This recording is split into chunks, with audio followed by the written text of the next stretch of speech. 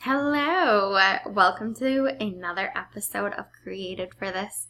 I am so glad you're joining me because today it's all about money! Money, money, money! Woohoo! I am Danielle Roberts. I'm a business strategist and a mentor for Christian business owners. Today, as I said, we're talking about money, which you're kind of probably in two camps. You're like, yay, money, or money. I know, I get it. Money is one of those things. I think it probably breaks up a lot of different marriages right now. And it's something that all of us need, a lot of us want, and I am going to talk about money mindset for Christians. I am not a money mindset coach. I'm not a money mindset person, in the fact that that is not what I talk about normally.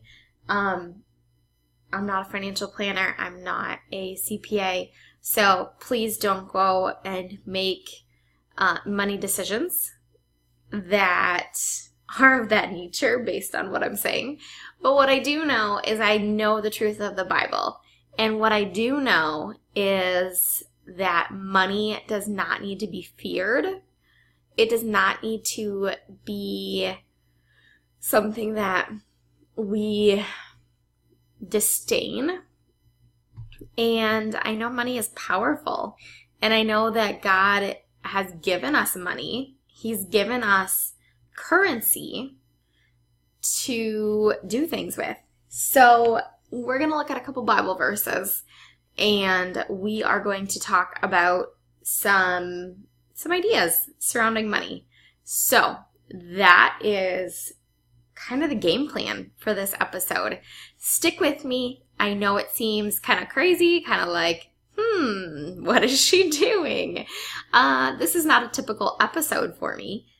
But it is something that I have become very passionate about because I see so many people and money is an issue for them.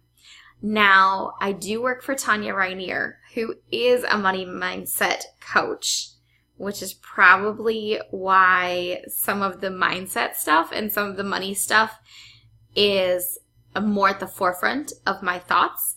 I don't subscribe to a lot of the practices that she uses. So if that's somebody that you want to check out, she is a lot on the woo-woo side. So just so you know. And Tanya, if you're listening, I love you. So we're going to dig in. So the first thing, my devotional that I had written is, it talks about money, and it talks about making money and why money matters, because it does. I could not be sitting in this house without having money, and I would not be doing my business the way I'm doing it if I did not have money.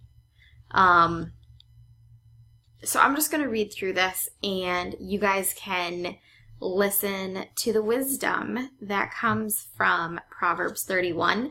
Again, this is my devotional created for this, and it's available on my website if you want to dive into other business owner issues. And it is for Christian women business owners, I will say. So men, if you're listening, there are some things that would pertain to you, but not all of it. So it says, let's agree on one thing. Even though we love our job, we work to make money. We don't give our services away for free. Otherwise it would be a hobby. We need to make a profit to feed our families, save for college, or have extra spending money. Whatever your reason is for making money, money matters. The woman from Proverbs 31 It says in verses 18 through 20, she perceives that her merchandise is profitable. Her lamp does not go out at night. She puts her hands to the distaff, and her hands hold the spindle. She opens her hands to the poor and reaches out her hands to the needy. This theme of giving of money from Proverbs 31 continues in Romans 12:13, where Paul talks about the marks of a true Christian. It says, contribute to the needs of the saints and seek to show hospitality.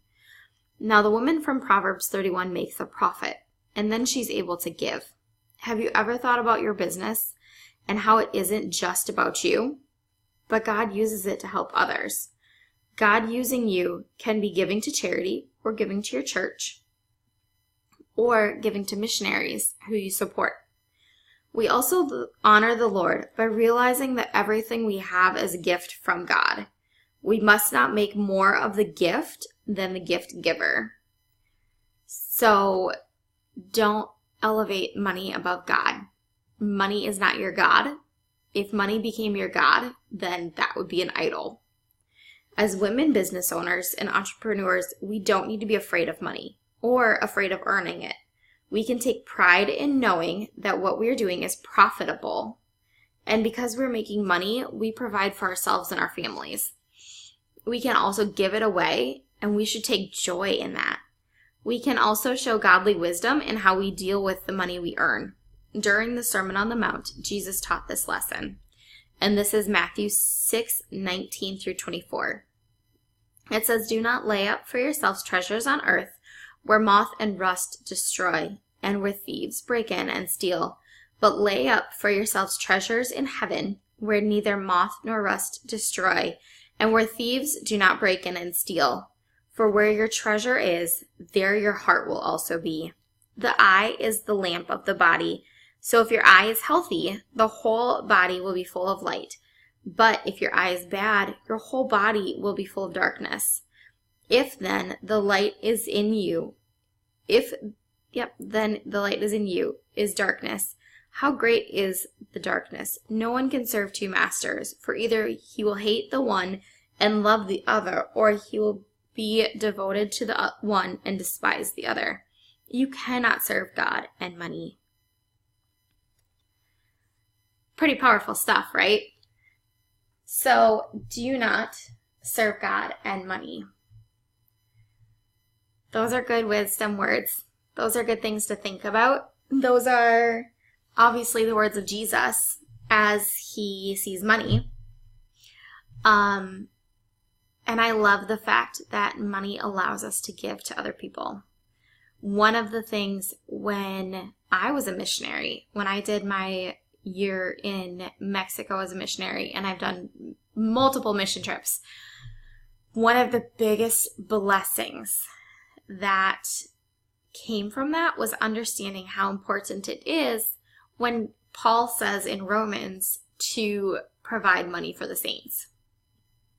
Because when you're a missionary, you have no idea where money's going to come from some days. You're like, well, God, I'm just serving you. It would be nice to send some money. So that's one thing that is just a really, really important lesson that we can take away. And I want to talk about how we view money. And we're going to look in Luke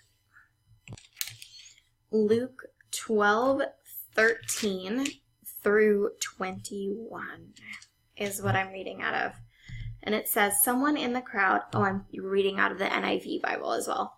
Someone in the crowd said to him, Teacher, tell my brother to divide the inheritance with me.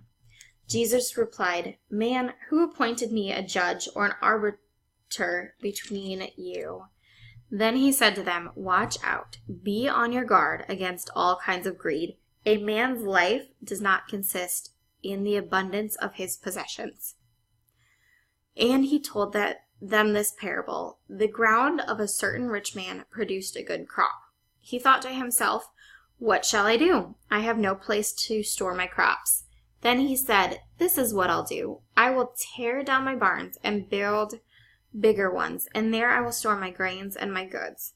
And I'll say to myself, you have plenty of good things laid up for many years. Take life easy, eat, drink, and be merry. But God said to him, you fool, this very night your life will be demanded from you. Then who will get what you have prepared for yourself? This is how it will be with anyone who stores up things for himself, but is not rich towards God. And I really, really, really like the note. I have the NIV Study Bible. And so it says, life is more than material goods. Far more important is our relationship with God. Jesus puts his finger on this questioner's heart.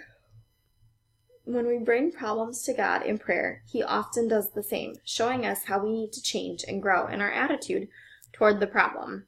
This answer is not often the one that we are looking for, but is more effective in helping us trace God's hand in our lives. And on verse 15, it says, Jesus says the good life has nothing to do with being wealthy. So be on guard against greed, desire for what we don't have. This is the exact opposite of what society usually says. Advisors spend millions of dollars to entice us, or advertisers, spend millions of dollars to entice us to think that if we buy more and more of their products, we will be happier and have more fulfilled and comfortable lives. And then it says that the rich man died before he could use what he had saved up. Which, saving for life, saving for retirement is a good thing. But when we start putting money above Jesus and our relationship with God, that's not so great. So I think in these two verses, or these two passages, I should say, both in Proverbs and then in Luke, and then touching on Romans, we see a good biblical understanding, a good biblical representation of money. And I love how in Luke, it said abundance is more than possessions.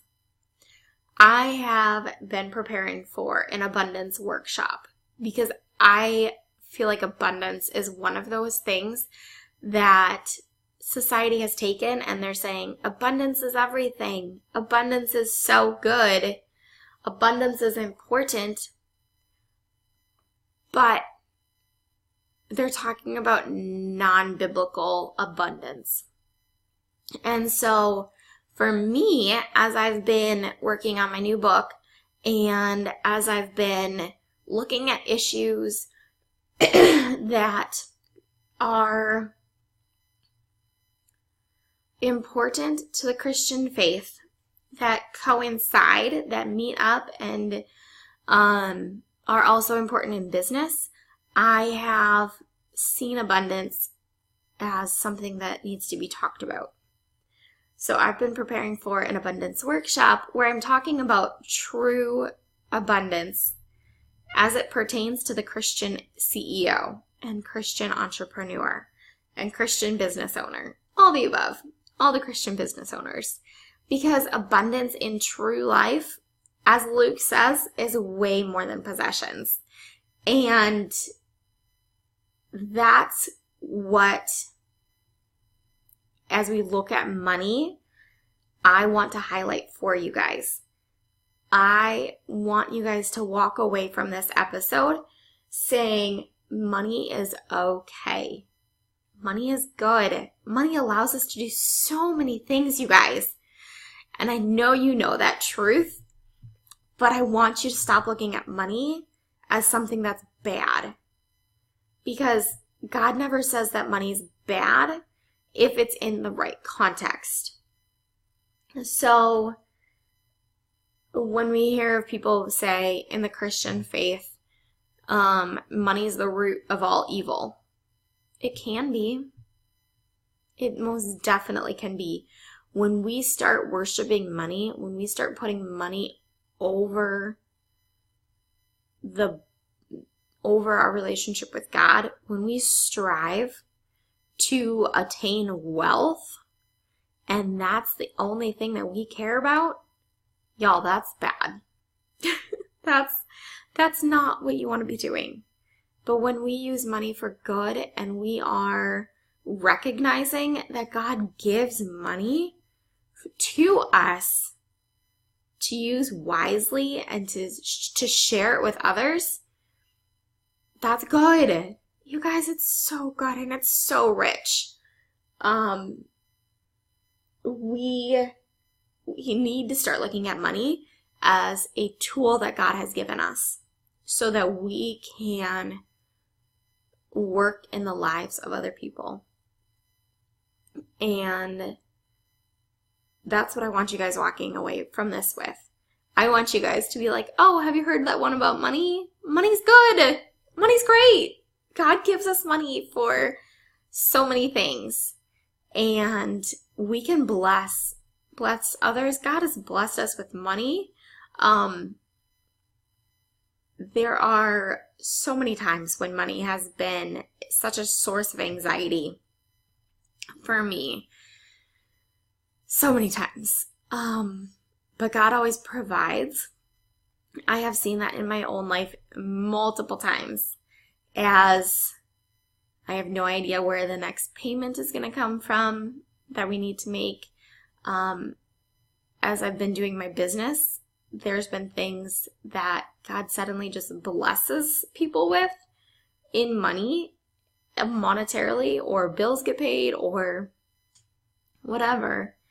And I think God uses money. He knows money is stressful because he sees us.